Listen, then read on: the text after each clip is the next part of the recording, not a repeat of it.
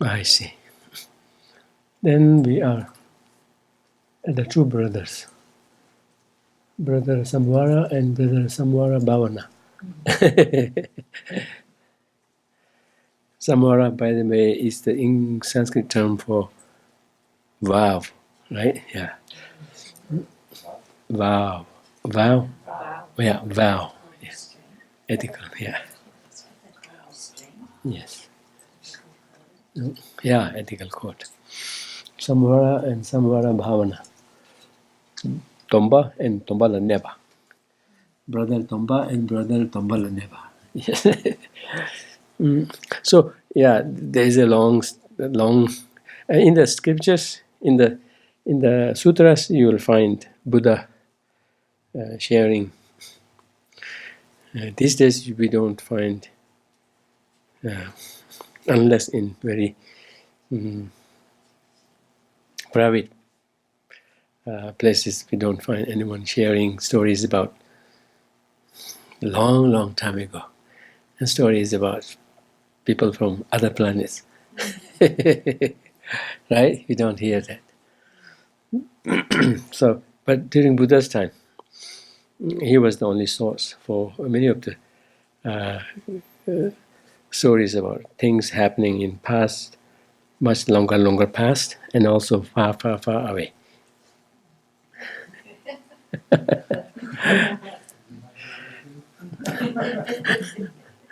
Yeah, so this is one of them, where she's speaking of two brothers who initially were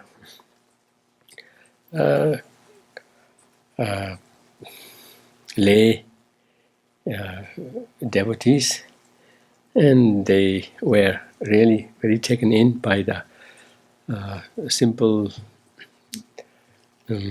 conduct as well as very focused lifestyle of some disciples of a Buddha of that time. And somehow they got so inspired by them that they made offerings, whatnot. And then between them, they spoke of trying to be the first to become enlightened. They wanted to go for an enlightenment race, saying, let's do this race and see who gets first.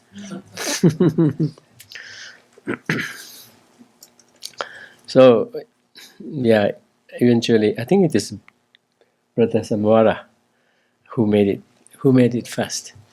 And the other one was still making rounds, although not necessarily in a very, very wretched situation as emperors, as chakra samvaras, universal monarchs, right, whatnot, but still not out of the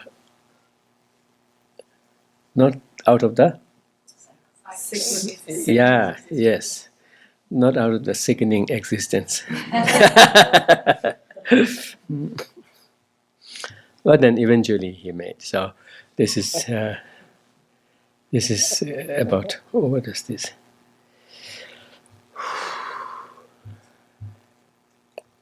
Yeah, this is about, so, and this involves kind of giving us examples of how they were inspiring each other and really kind of making the efforts needed in making things happen.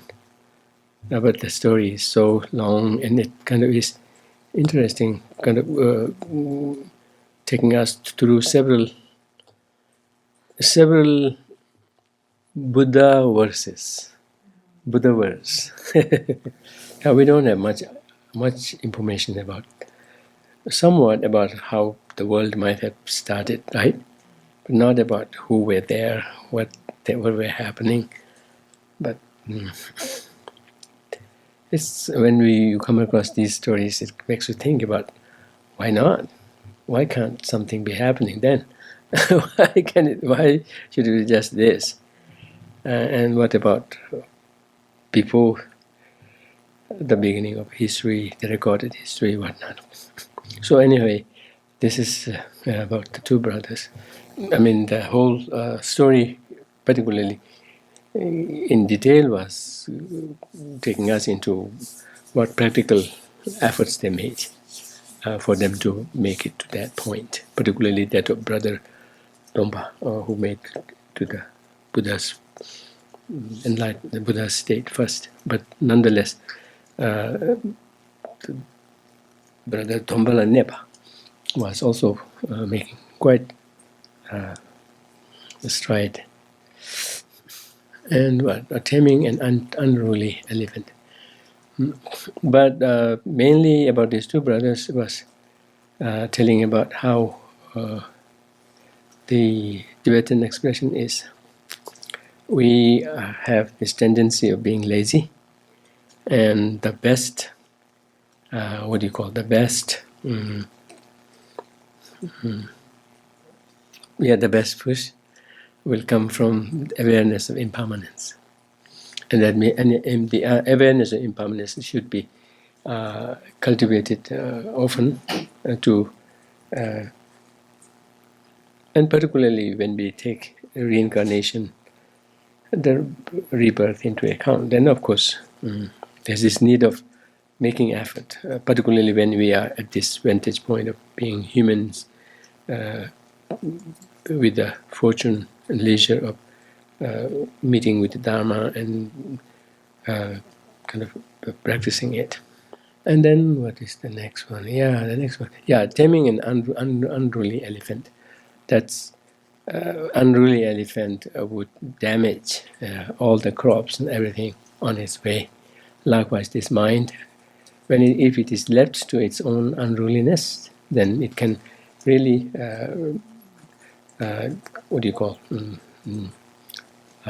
let us down. And particularly if we fail to avail of this opportunity as humans, endowed with this facility of meeting with the Dharma and having the faculties of kind of understanding it, making sense of it, and all it needs is some effort to really make results happen.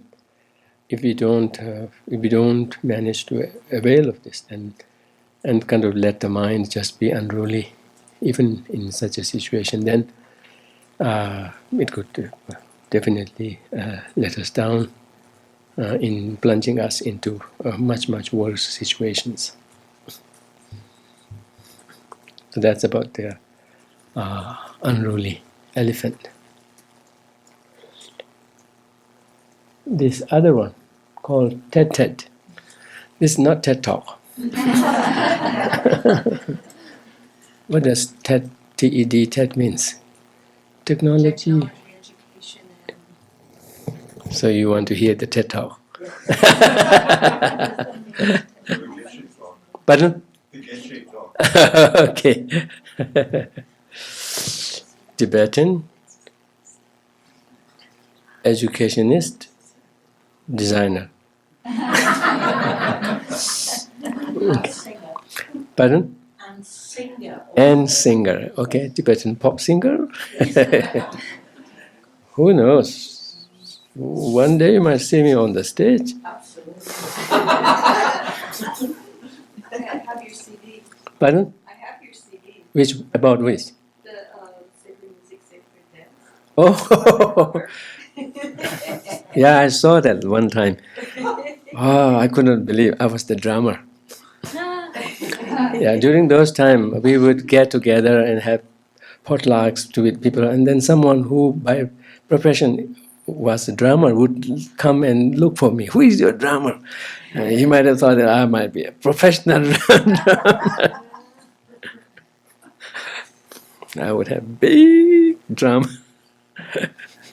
Yeah, this tet is interesting. Tet is a very archaic Tibetan term.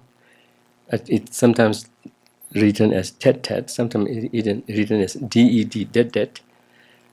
What it means is make effort. Don't just stay put, but make effort. Do something, and then something will happen. And otherwise, nothing will happen. If you don't do anything, nothing will happen. Just do something, even if that be just a wiggling, then it will produce some result.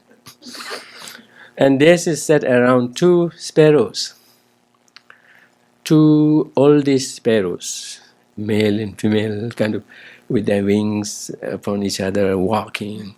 All of a sudden, a hawk comes, zooms, right? Swoop.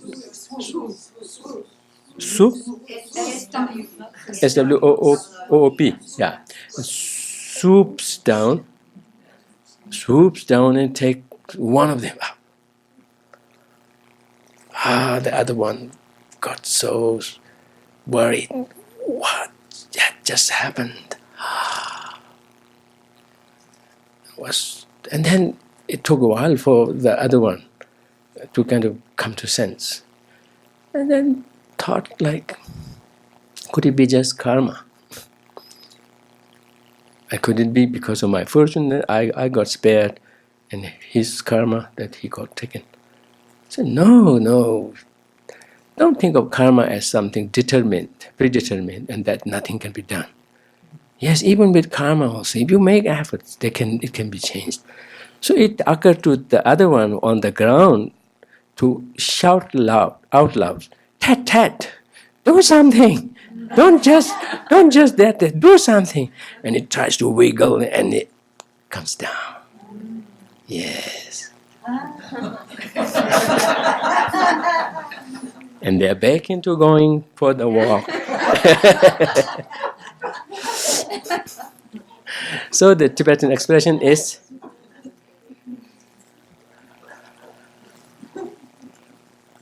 so this is the Tibetan expression. Tamje tet ki kana ye. Everything is in the hands of tet. Although the Tibetan term will be not hand in the mouth. Everything is in the mouth of tet, which means everything is in the hands of making effort. Make effort, something will happen. Right? Don't misinterpret karma as something predetermined and that you can't do anything. Even karma, even if that's past karma, if you look back, regret over it, it can be changed. If you look back into something good that you rejoice, it even becomes manifold. Karma is not something set there, a book that is we just wait for the pages to unfold. We can rewrite, we can change, we can edit, all of those. So tet. So tet. Don't just leave tet-tets to only talks. Let it be about something doing. So I like this. Tamje tet ki kana ye. Right? Everything is in the hands of tet. Yeah, so then, President. So if we lose our opportunity, this now from the prisoner point of onward, it's dealing about how we may mess up our situation and fail to rise up to making effort, to being diligent, and then we would suffer the consequences, right? So this one has to do with someone who happened to belong to some other community, whatnot. Then he just happened to venture into that community in which he was a stranger, and people kind of caught him and imprisoned him, and had to be ransomed, had to be bailed out. Had to be bailed out. And then once he was free, he again kind of said, okay, I can still wait for a few days and then go slowly. And again he got caught. He could have just left, but so every pocket of freedom, you can't just take it for granted. Make the most of it, or else it could be lost. So that's the idea about it. And in the meantime, when he had to come out the next time, all of the relatives had to kind of pull their wealth, everything together to kind of finally get him out. But still, he's kind of still so steeped in his own old tendency that he was almost going to spend another night there. He said, "No, come." So the idea here is to recognize the freedom that one has and avail of it, and not just take it for granted, for it to just always happen. So the message here is to recognize the fortune and freedom that we have as human beings, particularly human beings with our faculties, everything intact, and then the facility of the leisure or the fortune of meeting with the Dharma. And on one's own part too, so lucky to have interest, to the care, the interest to kind of listen to it, and give it a thought, right? Give it a chance. And those are very hard to come together. And that kind of freedom and leisure that one has needs to be recognized for what it is and avail of it immediately, rather than take it too loosely, too carelessly, and then kind of regret. Yeah, leaking pot. What it is, I don't know. It has to do with not mere awareness of the freedom and availing of it in some way is enough. Don't let the freedom of human birth endowed with those facilities be just squandered away in some doing, be that in towards Dharma practice or Dharma activity, because it could be merely confined to learning and studying, and if that's lost in that, then it's almost like putting everything in a leaking pot, that the water kind of gets let out and nothing will remain when one actually needs it. Which means that even if one has recognized the opportunity and has made some effort in kind of using it in listening to the Dharma or not, but if we merely leave it to studying and understanding and not actually practicing it, not actually kind of internalizing it, and make that transfer from here to the here, and then make the mind change. Which means if we merely leave it to studying and not meditating, reflection and meditating, then at the time of death, which is when we would have needed it most, it would be not there. So this is kind of also saying that study, of course, is the first way to go, but don't let it be the all. Let it be everything. Make sure that is followed up with reflection and particularly meditation. Meditation in the sense of internalizing it and familiarizing one's own inner core being, embodying the Dharma. Then this third one, birds feeding young. Mother birds feed their young ones. Right? The mother birds feed their young ones. And what they do is they feed it, and this is not necessarily every mother bird all the time, but this is just picking on one aspect of them that can be utilized here. Although, or it may not be that as objective in observation, but just for the sake of making a case through a metaphor. Said that the mother birds, when they find insects or whatnot, they would rush in kind of taking it to the young ones. The young ones, right? Not even seeing whether that's worth giving to them or not, whether this is this or not. Right? Not even taking time in kind of really, checking or not, or even for themselves, kind of tasting it a little bit and see how it tastes before it transfers to the young ones. It's so hurried in taking away. Likewise, it can be so that even when we meet with Dharma, we understand Dharma. We may fail to take time in really digesting it ourselves. Hurry in transporting it to someone. Right? This is, yeah. So in a way, kind of every Dharma understanding that you have, you kind of see it as a tool by which you could make an impression on others, right? And make a name for yourself and show off. If it's left at that, then that would be such a pity, such a shame. In that Dharma has come that close, right? It could make a huge difference, but one completely miss the opportunity. We have a saying: someone who is very hungry and is now kind of looking for food finally finds the food, and then as soon as the hand reaches for the food and then takes here, the tongue kind of pushes it down.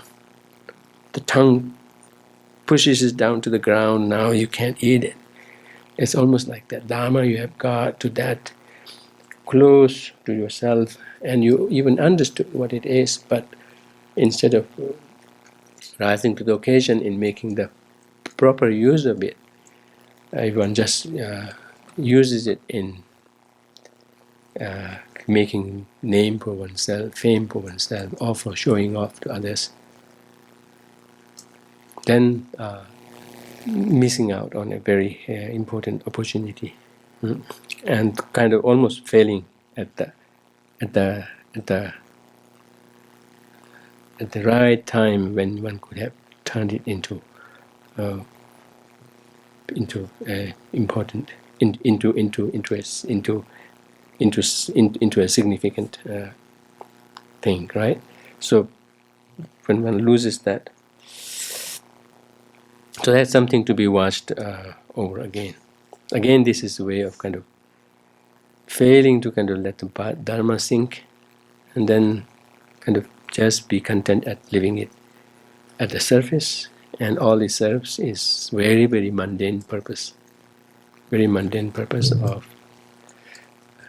just gathering fame, name, reputation, and making an impression on others. Yeah, in some ways, almost like a way of exploiting others, right? Then the dog's bread. The dog's bread is. Do you have this story in your school? We call that the greedy dog. You must have it. The greedy dog. The dog gets food and he walks over a bridge and looks down in the water. It sees another dog with the bread, thinking, oh, this has the bread there. Now he has a chance for me to get another bread, jumps into the water, loses his own, and doesn't get another one. You don't have that? Yeah, we do. You do? Oh, okay. The bird has a grape in its mouth, and the fox says, oh, I understand you have a wonderful voice. And the bird opens his mouth, and the grape drops out, and the fox eats the I grape. see. Okay. I think I just... It's one of those stories with a moral, like a bird in Yes, the yes. hand is worth two in the bush. I see. A bird in the hand is worth two that you don't have at all. Yes. Yeah. I see. Okay. Do you get that? A bird in the hand A bird in the hand worth is worth two in the bush. Yeah. Yes. You better keep to that. If you run after that, you may even lose that also. Yes. But with the fox and the grape, isn't the story also about the fox failing to get the grape and then eventually saying, the grapes are not worth reaching for, they are sour. That's a different one, right? Yeah, okay. Yeah, the sour grapes, yes. So this is about, this particular story about the dog is not being contented, kind of making oneself go for Dharma shopping. not sticking with the Dharma practice that you have at hand, thinking that, oh, that might be a bigger one, important one, more profound one, and then going there. Even the scripture itself uses the term frog, frog walking or frog jumping, frog movement, kind of boom, boom, not sticking to any. Pardon? Yeah, leaping. Yeah, the frog leaping. Yeah, leapfrogging. Yes, leapfrogging. Sorry, that's not a literal translation in how the Tibetan says. I'm just joking. Yeah. Leapfrogging. Yes, leapfrogging. So it's like leapfrogging, right? You just keep on jumping. We wish, hope,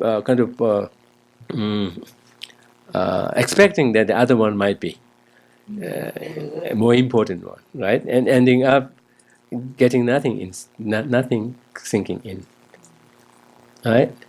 So that that tendency also needs to be checked.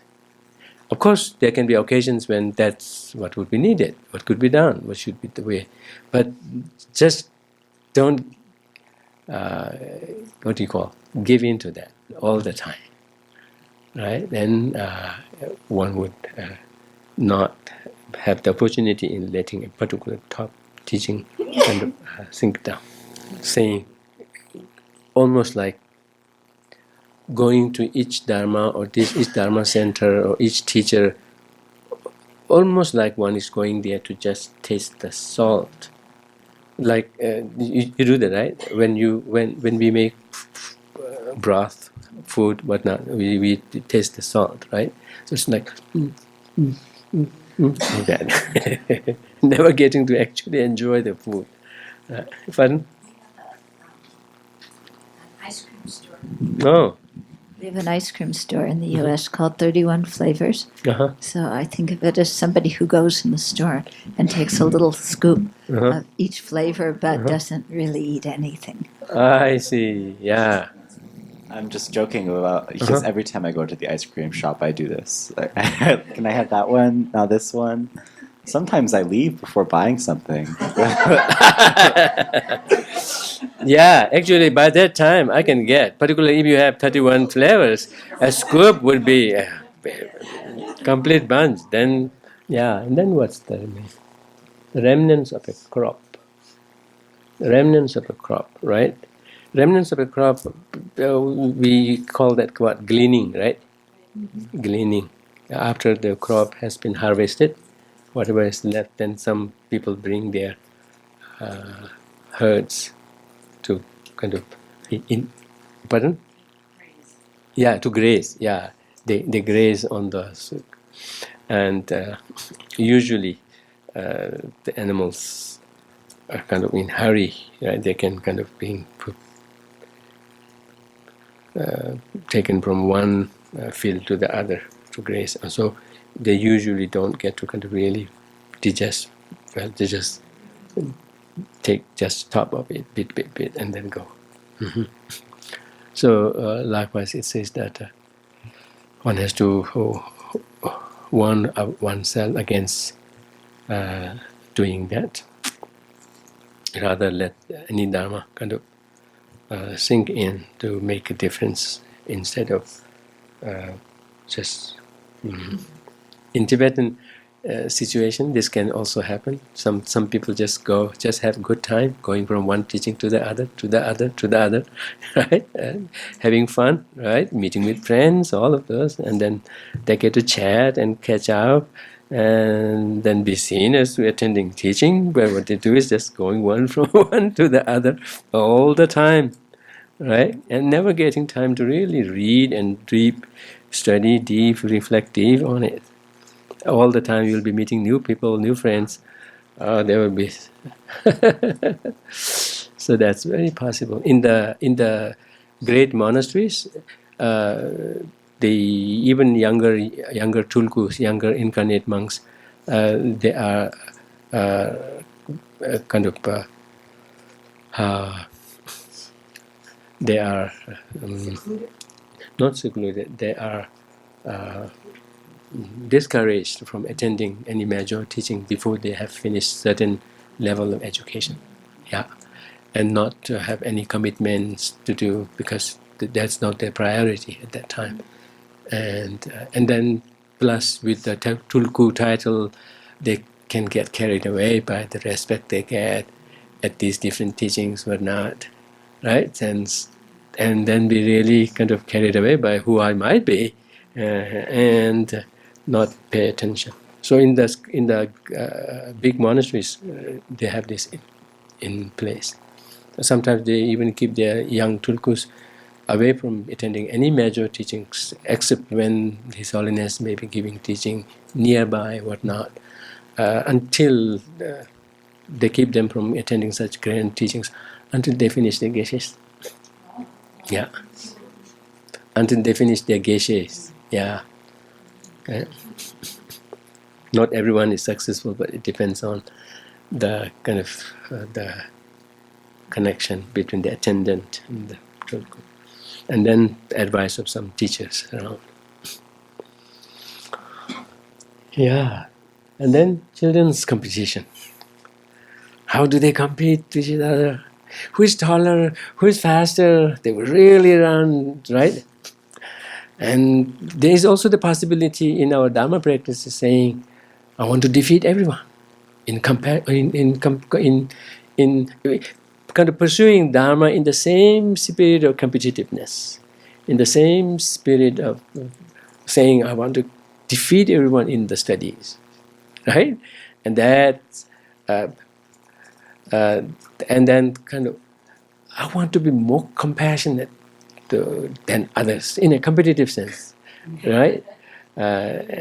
So there's this possibility that one could get into those. So here the important thing is to remind oneself that Dharma is how you do, not what you do, and how you do should be in the spirit of Dharma. If you do so, then one could even kind of aim at excelling others as a way of showing others, as a way of bringing the best of oneself for others, etc., etc., but not with that edge of competitiveness in the usual sense, etc. But sometimes if we don't pay attention, that could become the case. Yes? I recently heard a story in relation to this children's competition, and an anthropologist went to a country in Africa, and he lined up all the children in a line, and he said, that distant tree over there, there's a huge bag of sweets, and the first one to get to the sweets, well, that's the prize, the first prize. And he was absolutely astounded when he witnessed what happened, because he expected, after he said ready, set, go, for all the children just to run off, as we would. But they didn't. They stopped, and they turned to each other, and they grabbed each other's hand, and they ran together. Wow, And that's beautiful. Just brings a tear to my eye, even now when I even at that age, even at that age, isn't that amazing? Yeah. So that's real Dharma, like you were saying. It's not what you do; Yes, it's how you yes, do it. yes. Well, and they Yeah. all arrived at the tree at the same time. Yes, everyone is a winner. Everyone's a winner. Oh, yes. Ubuntu, maybe, yeah. Ubuntu, Rings a yeah, bell. Ubuntu. Because, Yes. I mean, many of us here, we would have got to the tree first had we been athletic and shared the lollies with others. But I don't know in the West if it would have occurred to us to run together. Now, even in the West, sometimes something like that happens. and the other way around can happen in the East, even the Tibetan communities. Yeah, but that's amazing for children to kind of come up of their own like that, and that kind of totally opens them to a new possibility of how things could be done differently. Right? Oh, this is wonderful. So, in a way, pursuing Dharma with jealousy, with greed, with affect. So, in a way, Dharma having nothing to do with undermining or addressing the afflictions, rather kind of maintaining them intact, and then pursuing the Dharma practices or Dharma activities with those same mentalities. So that awareness has to be brought in again and again and again, and also one has to check that Yeah, without effort. So definitely, the key lies in the tete-tete.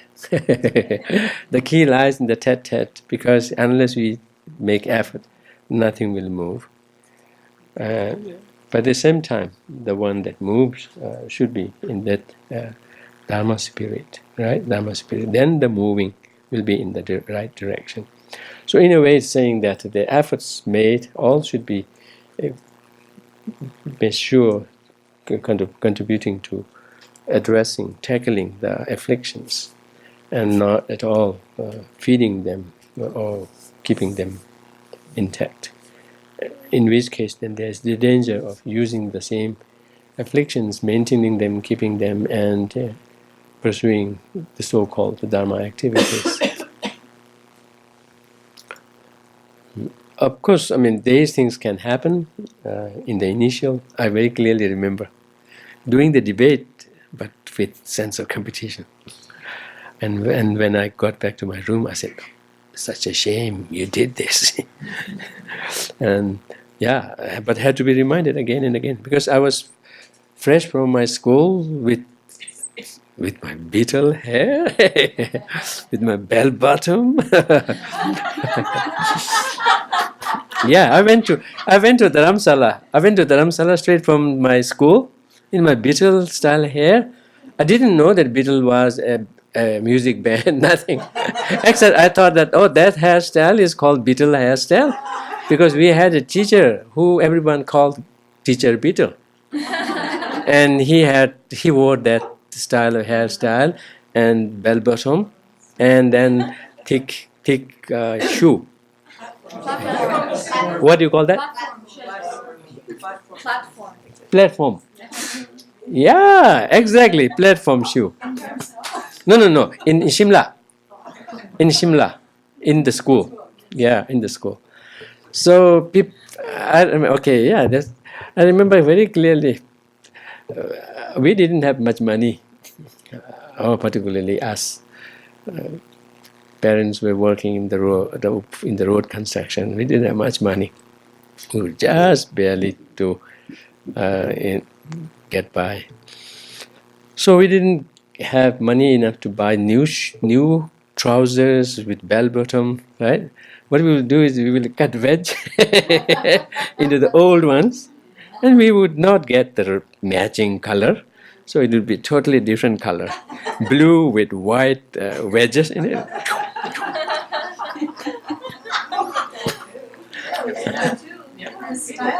And they were stylish? Oh, okay. Yeah. What led us to this? I just brought it up? Or there must be something. Pardon? Yes, being competitive. Because I was just fresh from such wild lifestyle. And I was doing this, but with the same mentality, right? Maybe some force of that habituation still intact there. I could not believe we were debating, and then we were using Dharma, but then kind of really read. And when I came back, I said, wow, that could happen. Yeah, that was an eye-opener. Yeah, so that can really happen, except one has to be aware and then kind of not keep doing that, rather kind of remind oneself that yes, Dharma is to make a change within. Yeah, I like that. Yeah, I think children's complete. Yes, unrelenting. Okay. Oh yeah. The unrelenting diligence, kind of sticking to it without easily giving up, right? So Arya Asanga's determination, you know that. Arya Asanga, again, it's one of those stories. Arya Asanga is a Buddhist master, and he was the author of so many of the Mahayana texts, except his philosophical philosophical leaning. At least in his text, he presents himself in that of Chittamatra. And he was so inspired to practice Mahayana teaching and also to kind of disseminate it. And towards that end, he kind of went into meditation for 3 years, waiting to have a vision of Arya Maitreya. And 3 years passed, nothing happens. He comes out, discouraged, and then he comes across some lady, old lady, who is making needle from iron rod with just cotton rubbing against it, right? Just by doing this. So he asks, what are you doing? I'm making needle. Out of what? Out of iron. Can you do that? Oh, you just have to be, what do you call it? You just have to be diligent. One just has to kind of persevere. I said, okay, with perseverance, even that can happen. He said, okay, now he thought that I was not persevering enough. I wasn't persistent enough. So he goes back, and then comes back 3 years later. 6 years pass, nothing happens. No TV program at all. Nothing shows up, right? And then he sees water drops, making hole in hot rock. He even saw birds' wings just striking against the rocks every time they come out and go into their nest, kind of making that dent into the hard rock. He said, okay, I must persist. I'm not being persistent. And again he goes back. Likewise, he spends 12 years. Nothing happens. No program at all. He comes out very discouraged, and in some ways even thinking, oh, maybe Maitreya is not compassionate enough to not show up after this hard work. So, but then all of a sudden he comes across a dog, mangy dog, right? Dog infested with maggots, mangy. And he felt so compassionate for the dog. Wanted to do something, but do what? Let's get the maggots away from eating them. But again, he was as compassionate, concerned about the maggots. He was wondering about what could be done, so eventually he decided to, because if he were to take the maggots out somewhere and then put somewhere with nothing to sustain them, then they would die. If he were to keep it, the dog would die. So he was kind of perplexed, and eventually decided to cut part of his own flesh to transfer the maggots on it. But the transferring maggots, if he were to do it with his hands, that could be so hard on them, they could kill them. So he decided to just take them with his tongue on this. So he closed his eyes and then would try to lick it. And as he does it, he doesn't touch anything. And he opens his eyes, there's Maitreya. And at the first instant, he even complains, how come you can be so unavailable, so unkind? Yeah, so unkind. Maitreya says, no, it's not that. I was always by your side. I was always by your side, except your lack of compassion and other spiritual refinement was keeping you from seeing me. That the obscurations were quite thick that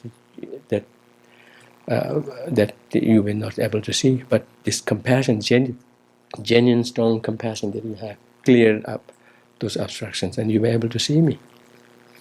If you don't believe me, then he says, if you don't believe me, take me on your shoulder and show me around, right? Show me around to people and say what you have on your shoulder. Not many saw anything. He says, nothing. What are you saying? You have nothing on your shoulder. What did you get? Right? So, and some saw something, but not a human person, not a being, nothing. So that way he felt very convinced that yes, surely Maitreya might have been around. And then he asks Maitreya to teach about the Mahayana. So he taught from several sutras. For that, we say that Maitreya took him to his celestial abbot, Tushita, and he taught there. He taught there just one morning of the celestial time, which amounted to some 50 years. In some context, it says 6 months, but sometimes it says 50 years. 50 years to human time. This is quite similar to the Einstein's theory. You go so fast in the space, you could come down and see like none of your peers are around, right? You could still be young, because by Earth. Well, anyway, I was kind of trying to connect something. Anyway, so he asked us to teach Maitreya, and Maitreya taught him the five. Maitreya taught extensively on the Madhyamika, on the Mahayana practices and teachings, and those he wrote down. He put them down into writing once he got to the earth. Once he got down to earth, what kind of spaceship he might have taken? So Maitreya, all it took for Asanga to land in the space was for him to catch the rope of Maitreya, and then zoom, they went there.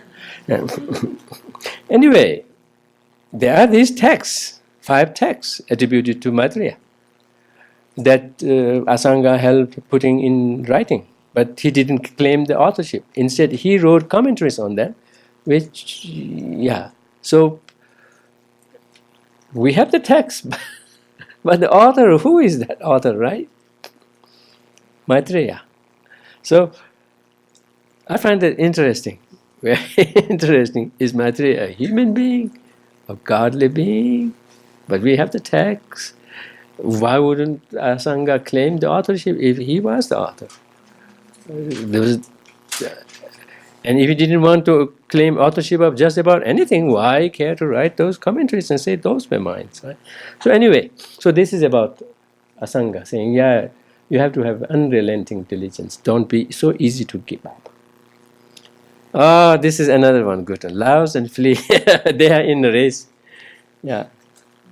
Laos and flee, they are in a race. They said, oh, who would get to the top of the crown of Geshe Dadul? Let's have a race. Okay, then they decide. The flea kind of takes his agility for granted. He just goes a big jump. Whoa! He lands here, and he says, "Oh, the Laos might have just started. Wait down. Let me just rest here." He rests here. Geshe Dadul allows him to. And then the Laos kind of makes his way slowly but persistently without break and comes here. And when this flea kind of remembered that he was in a race, he was already late. He could have done it in just 2 jumps. Particularly when he has to jump over Geshe Dadul, it is not that difficult. So again, he's saying persistence. Particularly in the case of Dharma practice, it is not enough to kind of make a strong effort one time and then completely leave off. So the key about practice and progress is regularity, not just strong effort one time and then completely leaving it.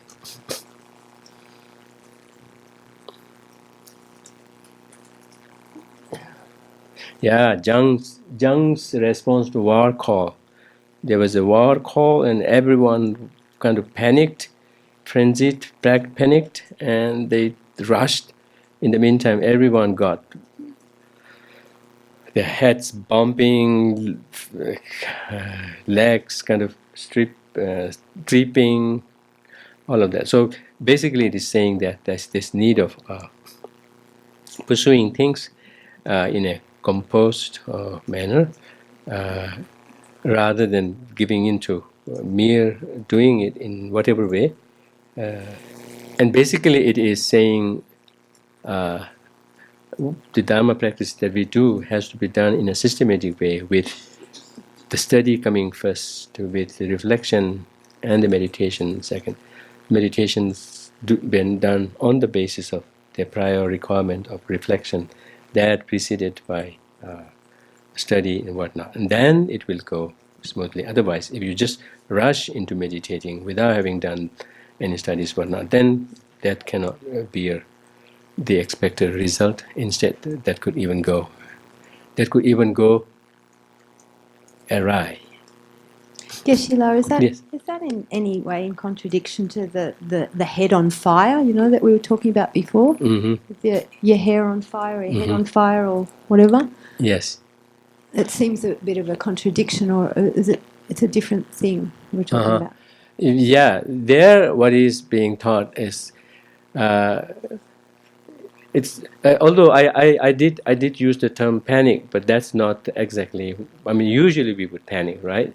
But what was the main message about that is saying you look into yourself in the course of your practice. When you generate anger, etc., any afflictions or whatnot, don't kind of wait on that. Rather, attend to that first. Just as we would attend. We may be in the middle of doing something, but all of a sudden, if your head goes on fire, that's what you attend. Leave that and then attend to it. And so that was the message behind it. Not necessarily Panic. do so panically. Although we used the term panic by asking what would someone do, we said panic. But yeah, definitely that was not the intention there. So what do we have? Yes. So and then water drops cut through rocks. So that's kind of showing the persistence, the need of persistence. Yeah, 유링스 추이장. 뒤수 돌립장. So yeah, in the case of the Dharma practice, we usually speak of sundu, the diligence, in two aspects. I mean, a combination of two aspects. One is regularity, right? And another is at any given time, kind of focused. So one could be doing it again and again and again, but at any given time, if you are not kind of into it, focused into it, then that regularity will not yield the result. We say tak, takjor, kujor. So, of course, making effort one time and then completely leaving it is not going to happen. But even if one does it on a regular basis, but if one doesn't do this with focused attention, then that's again not going to yield the quality. So it has to be a combination of the regularity and focus. We usually speak of these two aspects. Although we say two types of diligences, but they are not to be taken separate, rather have to be combined together. Oh yeah, this is very important. Hidden treasure. If we have a treasure, we want to hide it. We don't want to show it off, right? We usually hide it. Likewise with the Dharma practice, try to do that in private. Keep the Dharma practice private. Don't kind of, what do you call that? Don't flaunt it. Don't tout it, right? Don't tout it, don't flaunt it, don't show it off. Because usually we have a tendency, if we show it off and everybody is hurt, we make sure that now everybody is hurt. Next time we wouldn't be that persistent in our practice. Like, now the goal is achieved. Everybody knows that I'm practicing. Now I don't need to practice, right? And also,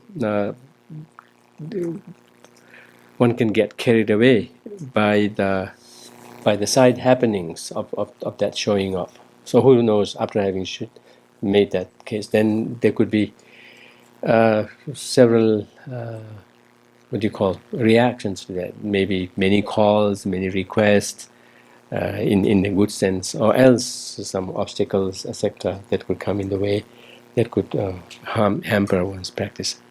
Yes, but he keeps so much of his practice secret. Oh yeah. Yeah, he tells bit because it has time now. He should not. He didn't need to wait this long, but he was kind of strategizing it. I was telling you also, and I really felt that over many years I kind of see him planning out, kind of coming out slowly at the right time, so that people do not get discouraged. But he would keep from really showing off.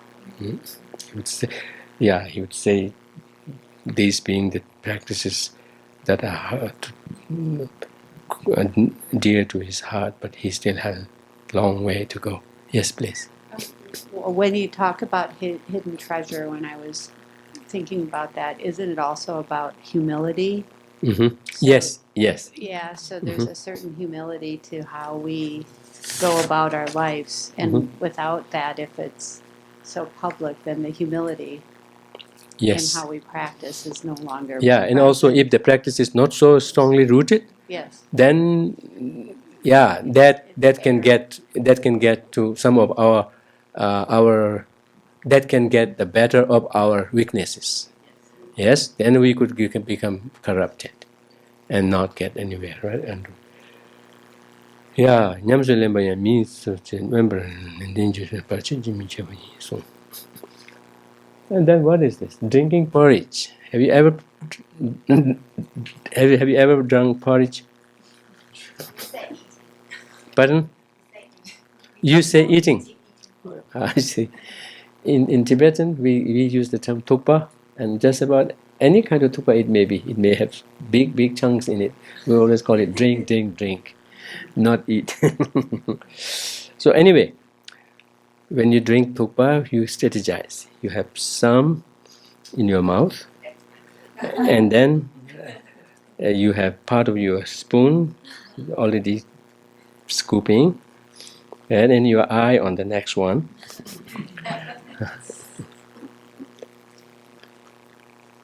So what it is saying is, it is saying that don't let any particular any part of your time undertaking Dharma be just one singular thing.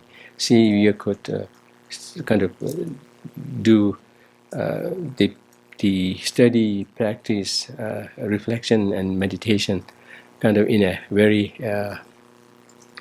synchronous way, in a synergistic way.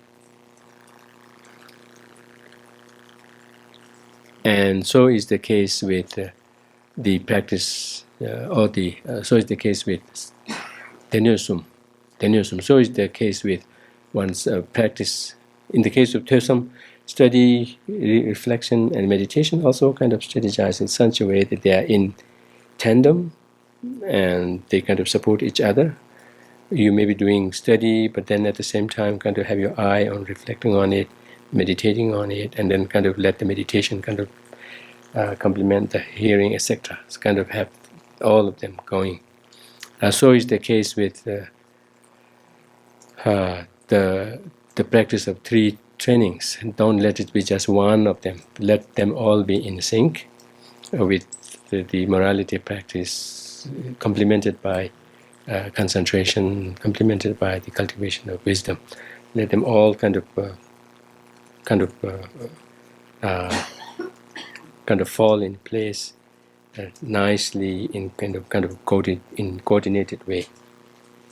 So it's interesting. It is drawing on this example of how one is really strategizing and having topa, right?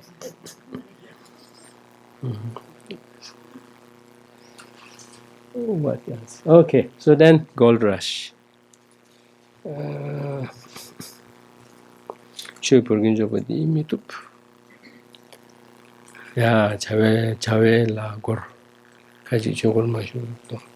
yeah, that's like being in a gold rush where one is rushing to have more and different things, that one doesn't take time in letting any particular practice sink in. So that's not the way to go. What is the next one? Racing to India. Yes, racing to India. This text is written in Tibetan. So to say that someone is racing to Tibet, racing to India, kind of running to go to India, would be very unrealistic. That would be not a wise way of going to India, even if India may be a holy place to go and kind of study whatever. But to do so in a hurry, in rush, in such a sense of impatience that one could run to India would be self-defeating.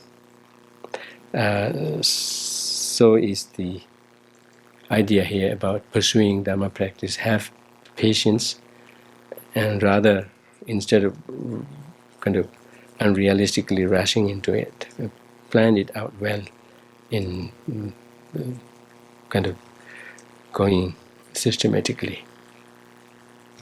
The last one. Yeah, the last one is somewhat similar. That's the saying that earlier we saw Zhang's response to war call. Zhang's response to war call was responded by such rash decisions of kind of without any plan, kind of rushing to the war with no particular plan, whereas the Subudos was kind of planning ahead in kind of feeding their animals, getting the logistics prepared, all of those, and then kind of going into the war so that they have the logistics to sustain, and the animals, the horses particularly, are well fed, and etc. So that's kind of a strategy one has to have in pursuing Dharma. Also have a clear understanding of how to plan out one's practice in using the time, and particularly bringing the two aspects of the joyous effort, joyful perseverance, one that of regularity, and then the other that of kind of focus.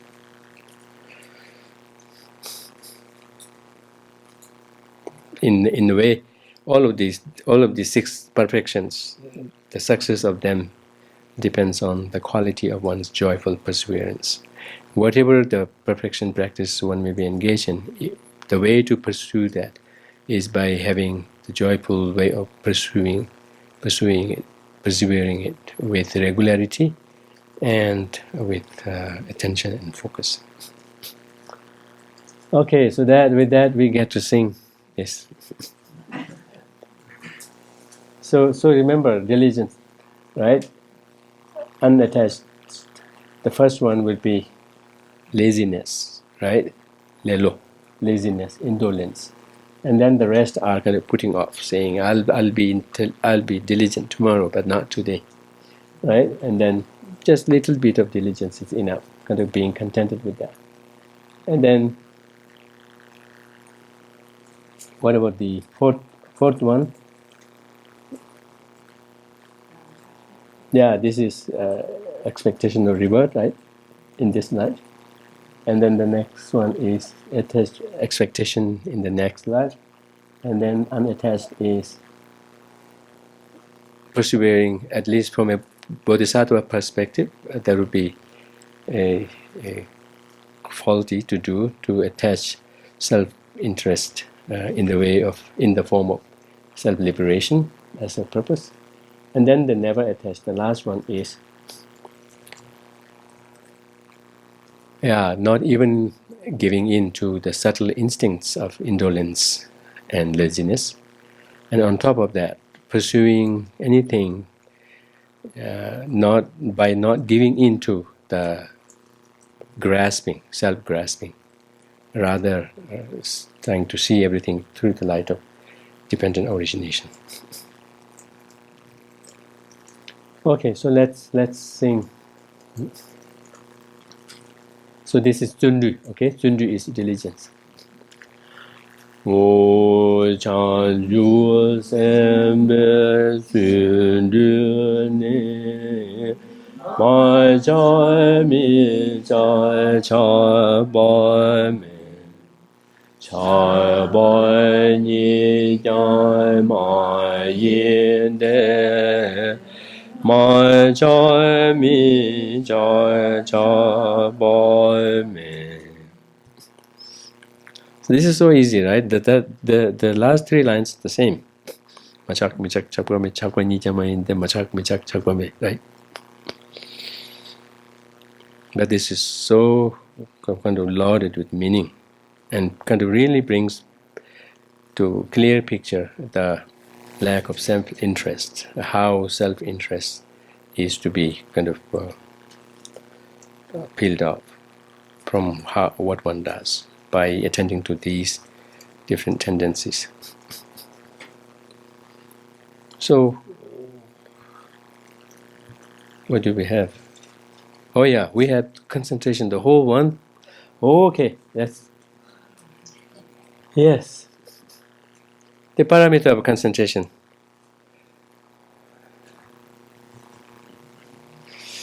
In the scriptures, this time we will be dealing with the perfection of concentration in a slightly different way, unlike how we have pursued with the rest of the previous perfections, where we're dealing with the three types of the particular perfection, single, what you call, individually. Although here I've laid out three types of concentration here, but we will not be touching on each one of them separately. Instead, touching on concentration from different aspects. So in the scripture, it comes in terms of coming up with division or categories of concentration. It does so in so many different ways. And the one it says in this particular context is this: discriminating concentration, suchness-oriented concentration, and unpolluted concentration. So the first one is mainly concentration where one concentrates on the individual identities of things so that one kind of gets the things sorted out, right? And then the second one, so that is the conventional truth, the concentration in concentrated on the focus on the conventional truth. Because conventional, in the conventional sense, then we can speak of the multiplicity, the variety, the differences, be that in their nature, form, function, etc., etc. But then when it comes to suchness, the ultimate nature of things, then there is one taste. Right? Everything comes to one taste.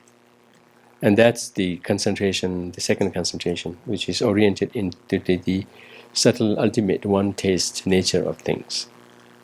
And then the third one, unpolluted, is kind of bringing that suchness-oriented concentration further into a more advanced stage of being no more mediated by generic image, meaning generality, but rather what do you call? Yes, direct, unpolluted, direct, unpolluted in the sense of not just polluted, not just not polluted by afflictions, but also not polluted by having to be mediated by the meaning generality. So unpolluted in the sense of being nothing mediating it, direct understanding. So that's the division, but in terms of the topics we'll deal with, this will be a little different. So factors for cultivating concentration and its nature, or rather we'll focus on the factors for cultivating concentration. For successful cultivation of concentration, what are the factors required? The first one is clear water in a stainless container. This example is quite telling. It says suppose we have a clean container. Think of a steel container, right? Steel container, which is very clean, which has no stains in it. And then on top of it, you pour clean water, unpolluted, right? Unstained, clean water. Then with that combination, there will be nothing kind of blocking it. There will be kind of a sparkling appearance of it. And there any appearances can be very clearly captured.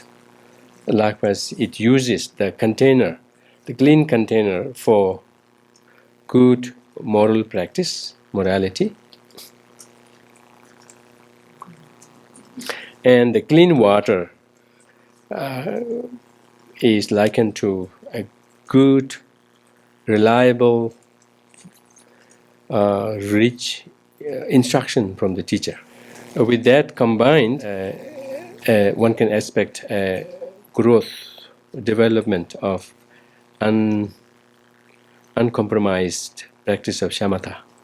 Like with the combination of clean container and unpolluted water, there will be a spark, there will be a, what do you call, a scent, there will be a condition of Dharma, cutting meba.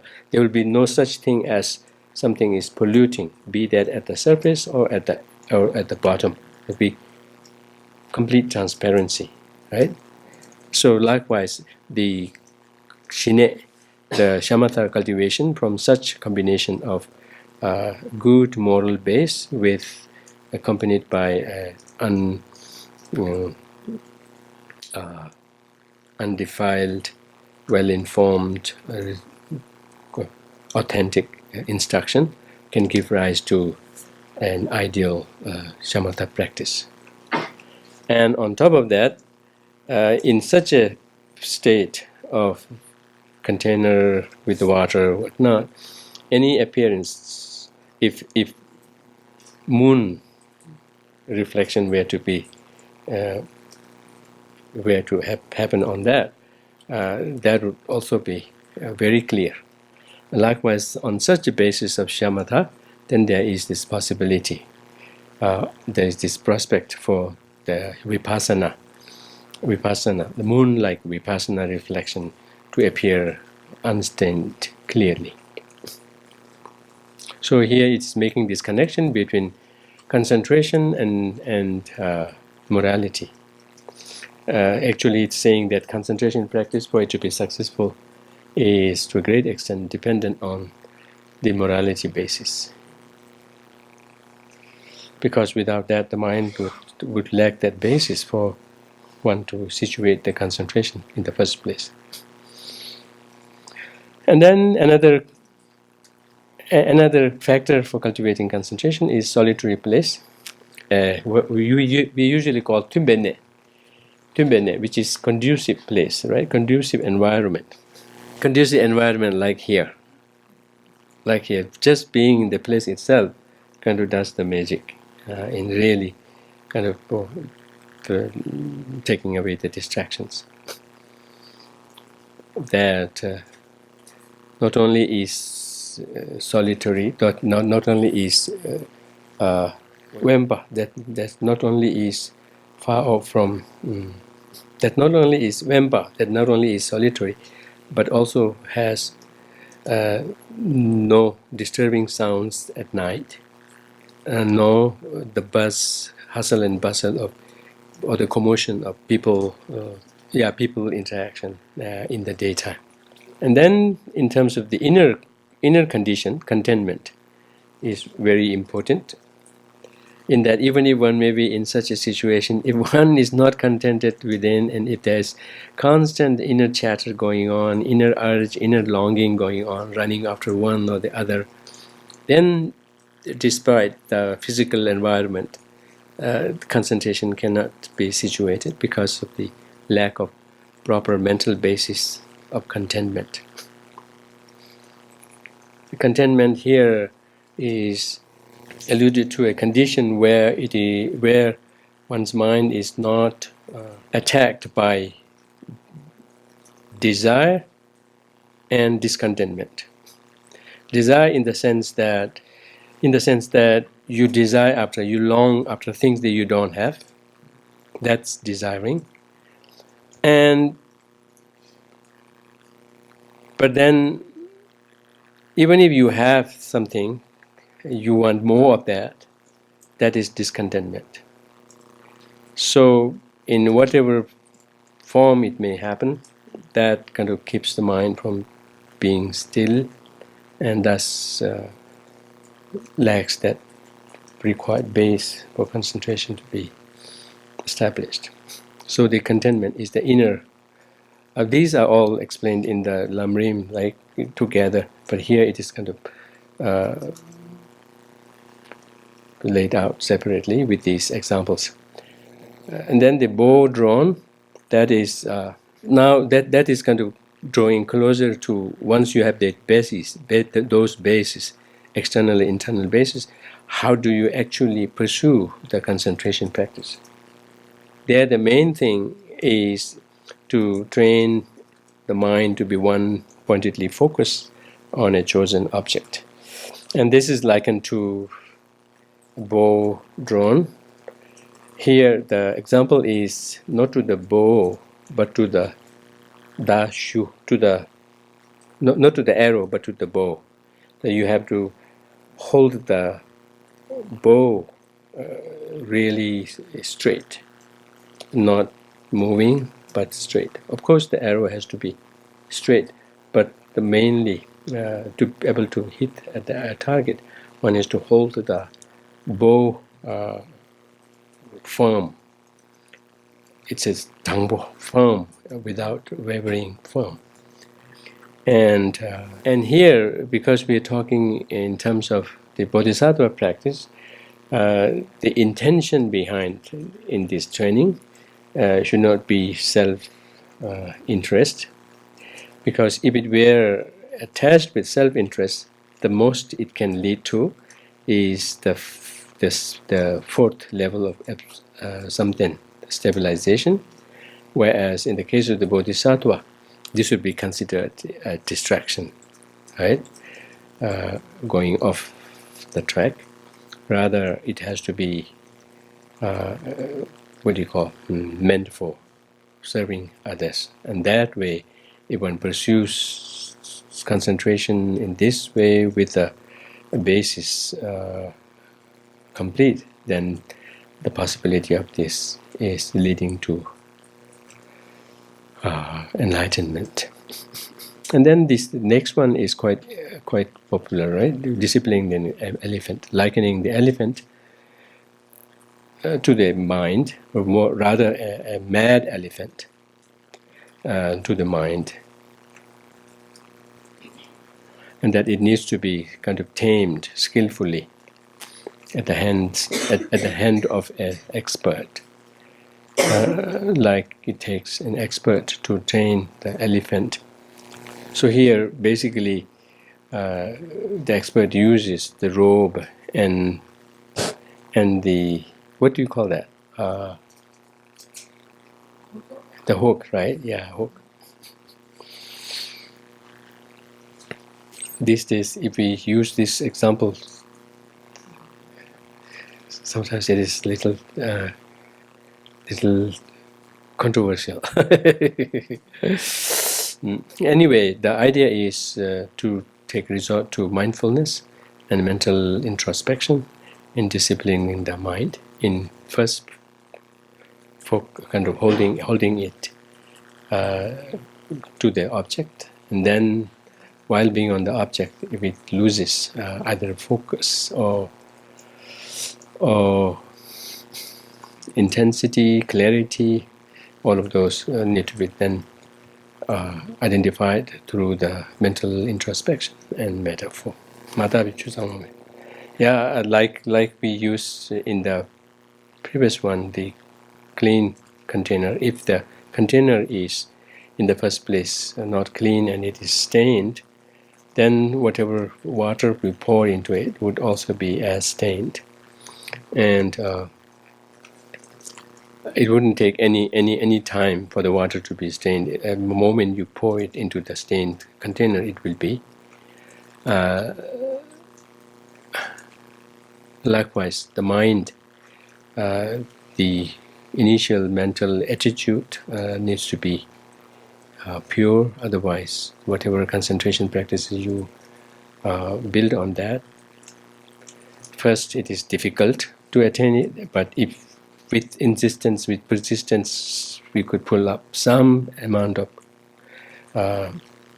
energy, some amount of concentration also, that will still be not of benefit to oneself. Yes, it stresses the importance of at least beginning one's initial meditation practice in a secluded place, in solitary place, not started out in the midst of a hustle bustle. And it gives this example of going to a huge market, huge bazaar, where one has never been.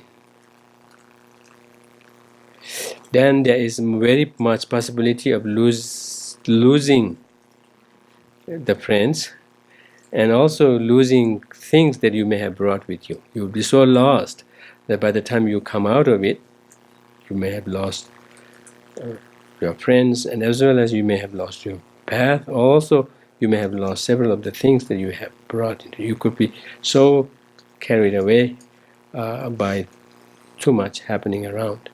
So likewise, it suggests starting one's meditation practice in a relative quiet place. If one doesn't have access to that, at the very least, do the practice not in the middle of a market or whatnot, not at a crossroad, but in one's private rooms. Oh, yes, body cushion, mind market. I'm not going to explain it, you have to understand it. Body cushion, mind market. Body is on the cushion, the mind is in the market.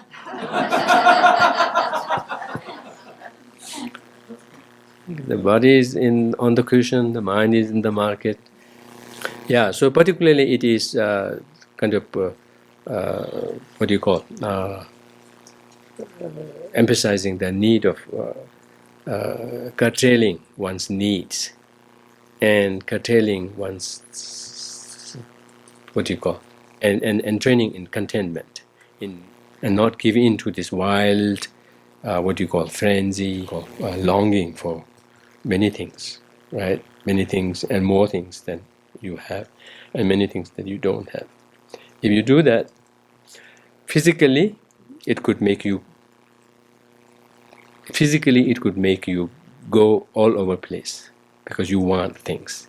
You are not satisfied with things that could physically make you, need you, go all over places, and thus not get time ever to stay put. Because meditation, particularly in the case of cultivation of the concentration, that cannot be done walkingly, movingly.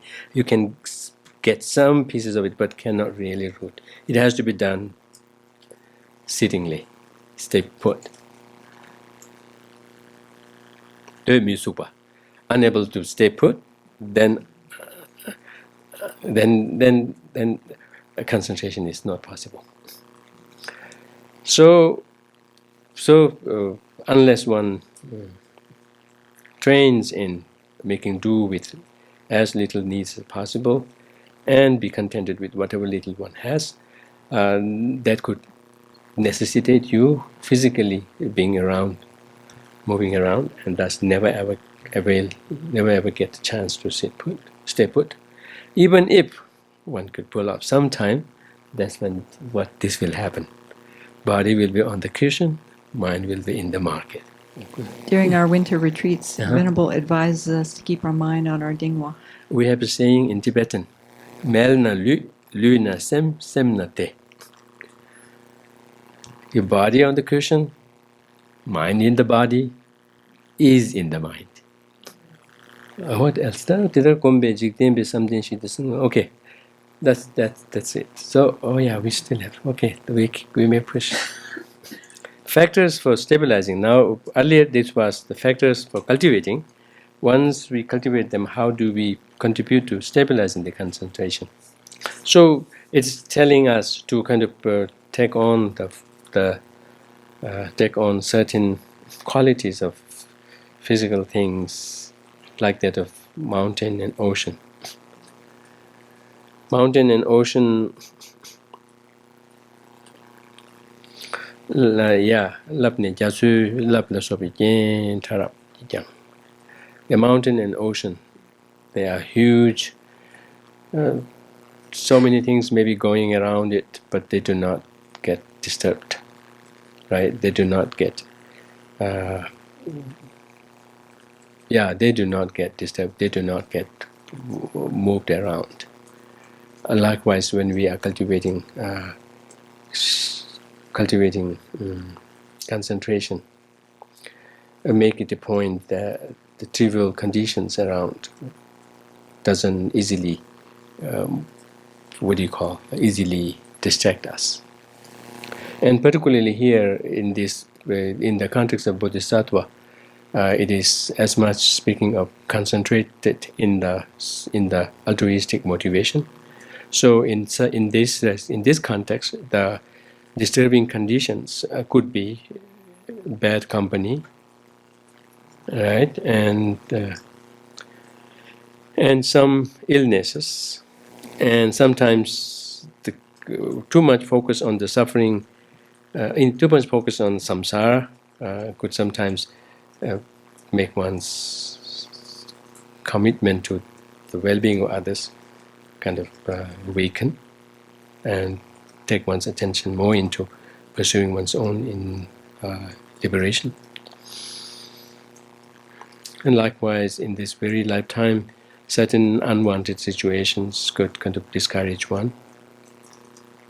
So these are to be seen as conditions that could be going around us, and make a firm determination not to let them kind of move us, like conditions around oceans and mountains. No matter how multiple they may be, they do not move them. Instead, one should use these same conditions to reflect on the need of a focus on the altruistic intention and altruistic inspiration. And then the second one, bears. Did you know anything about bears in terms of whether they stay alone, or or do they stay in groups? Yeah. Yeah, this is amazing. This text, I don't know how did they find it out. They may have, except when they are caring for their cubs or not. The bears are quite independent. They have their own rooms. They have their own rooms, refrigerators, everything. So they live by themselves, right? So it says that in one domsang, in one bear's, do you say bear's den? Yeah, in one bear den there will be one bear. In each one of them, one. Likewise, to the extent possible, when you practice, try to do practice privately, which means not necessarily in sync together always. And of course, one would go to receive teachings from a master or whatnot. But when it comes to kind of instilling it, do develop sometimes to do it privately also. And then lamp within a pot. This is again about not showing off. Lamp within a pot. When the lamp is within a pot, then there is the prospect of the lamp burning stably and long until the oil lasts. Likewise, we should concentrate more on our inner development and inner cultivation, less on our outside looks. Right? Do I look bodhisattva-like? There's no such thing as bodhisattva, typical bodhisattva look. So don't try to make up and get caught into that. No, there could be little bodhisattvas. Look, when they sang the song, all you need is love. That is so bodhisattva-like. Oh yeah. Particularly some of the songs. Oh, they're so deep. Yeah, really. Whoa. Oh yeah, one can see Dharma in the Western songs so much. Suffering to the bottom, ways to get out of it, in such a wonderful way. Yeah. I saw Dharma there. I saw Dharma in the driving lesson, driving book, driving manual, as well as in the songs all over. Oh yeah, sparkling. And then Beatles is not an exception. So there could be Beetle-looking bodhisattva, but not always bodhisattva should look like that. So, so it's saying just as a lamp in a pot would burn well without distraction, right? Without the prospect of being put out. Likewise, when it comes to concentrating on one's practice, let it be to the extent possible inward, and that's where the growth should be, and not rush, hurry in sharing, and don't worry that people don't notice your practice. We sometimes have Dharma practices can have extra worry also.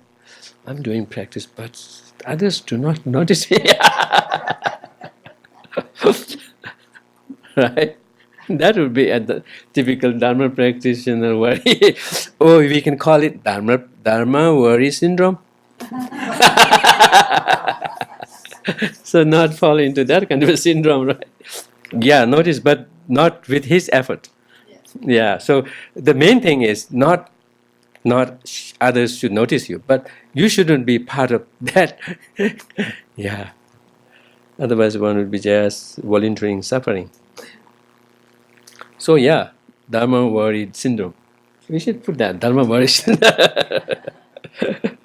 No, I'm just joking.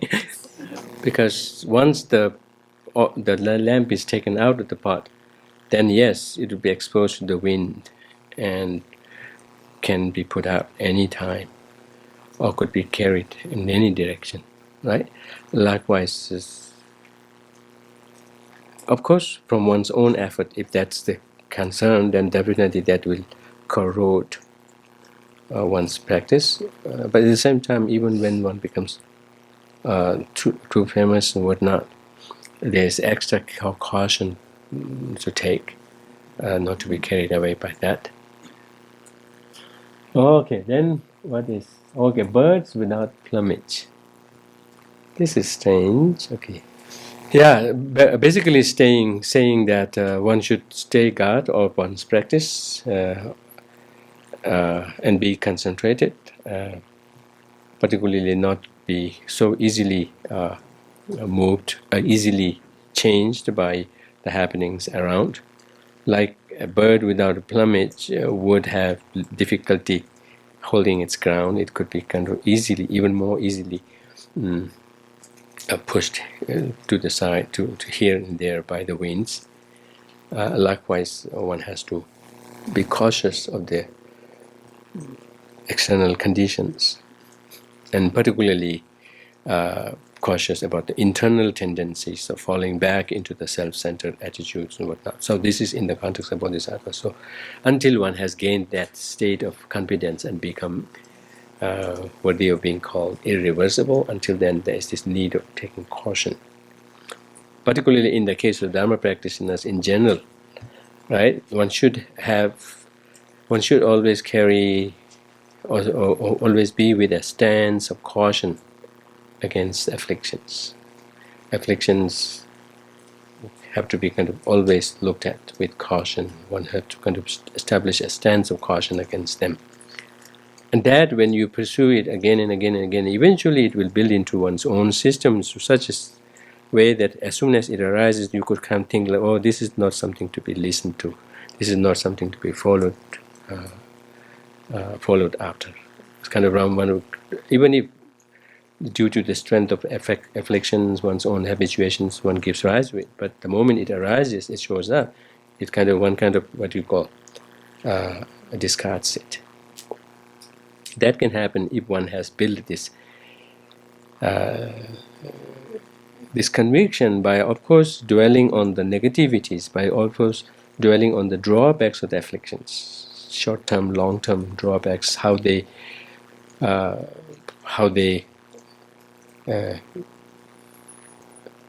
distort the reality, how they are misleading, how they are self-defeating, how they are short-sighted, how they are for rushing for immediate gratification. All of those limitations of the affliction should be kind of looked at upfront, clearly understood, and thus, with that kind of reflection and conviction, develop.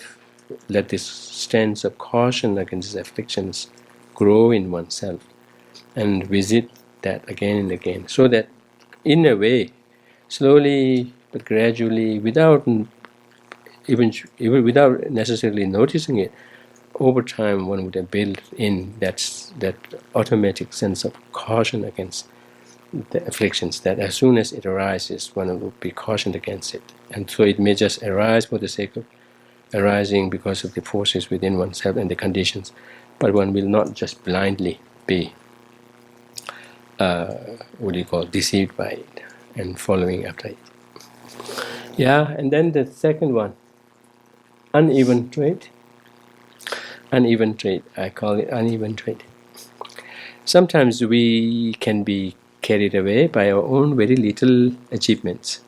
We feel that, oh, this is big, and feel complacent. We may have put in little effort and may have gotten maybe double the size, double the amount of that effort in terms of, but kind of feel that that's lot, that's big, huge, and feel complacent. That's possible because that's possible, particularly for some who are doing these practices and being introduced to it for the first time, after having gone on long sojourn in the samsara. The scriptures sometimes say that, oh, you have just come out of the animal realm, whatnot, and thus haven't been exposed to any of these practices. So these are the practices that you are doing for the first time, luckily, but somehow you're not so used to them, so may easily get complacent,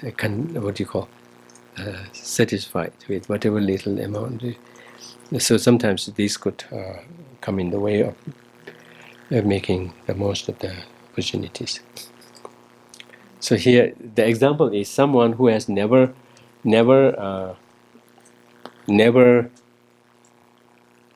done farming,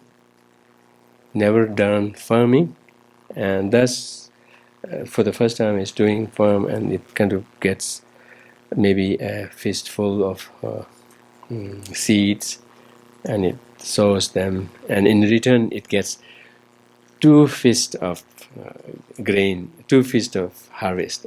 Then let us say, oh, maybe 2 bags, and one kind of is completely kind of blown away by how much one has gotten, and kind of is complacent. So this thing is also possible to be watched over. What is other one? Rushing to ordinary chores. Oh yeah. Yeah, one has to watch this tendency. With whatever pretexts, whatever excuses, we tend to rush so easily to ordinary chores and kind of busy ourselves with that. And so much so that, say, one is in a meditation, and as soon as one is done, one kind of rushes to the work, not even giving time for the meditation practice to kind of settle down, sink in, and kind of permeate our being. So for whatever excuses, we may sometimes do that. It will almost seem like when one sees that kind of a tendency, it may or may not be the indicator of this, but in some cases it could be that one still has so much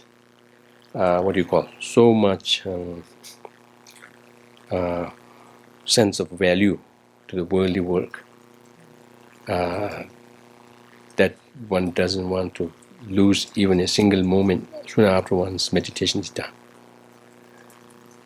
And in such cases, it could even affect our meditation itself, in that the meditation is done so that one could do the worldly chores better.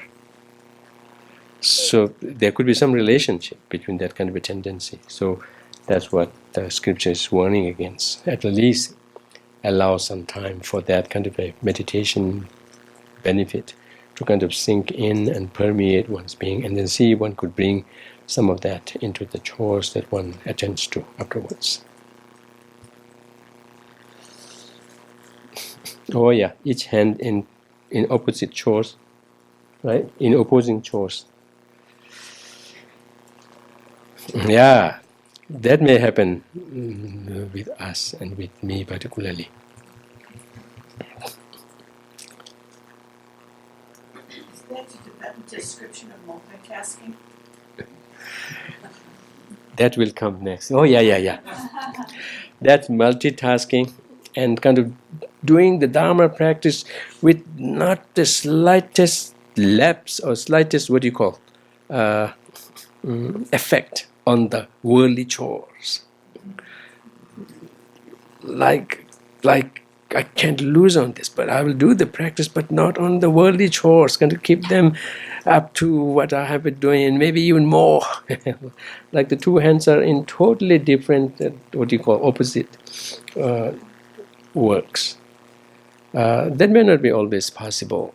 That may not be always the right thing to do if one's preference is, if one's inclination is doing Dharma practice. Or in other sense, in other sense, it could be kind of trying to what do you call? Trying to excel in the worldly. Try to excel in the worldly pursuits, and not just worldly pursuits, but worldly values. Worldly values. Trying to kind of excel in the worldly values together with one's Dharma practice. Saying that yes, one should be as successful in defeating one's opponents, in making this much gain, like that is valued in the world.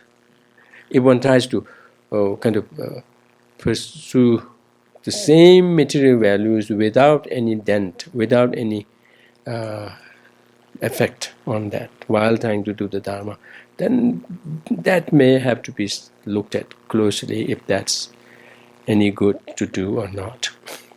In the scripture itself, it says that these two things cannot go together. These two things cannot go. It's not about the doing, but how you do. It's like in how one is supposed to appear in the worldly success context, in the worldly success, Yeah, what we consider as worldly success, someone who is capable of settling the scores, making the benefit, making the profits, and as successful in deceiving in all those fields, what is considered successful in the worldly context. Even tries to kind of maintain that, and while at the same time trying to do Dharma practice, then maybe there is contradiction that there are, in the scripture itself is saying that these are not something that go hand in hand, and one may have to look deeply into that. Of course, pursuing the goals, not pursuing the goals, pursuing the work as one does, but not with that kind of a mentality. So we'll take a break here.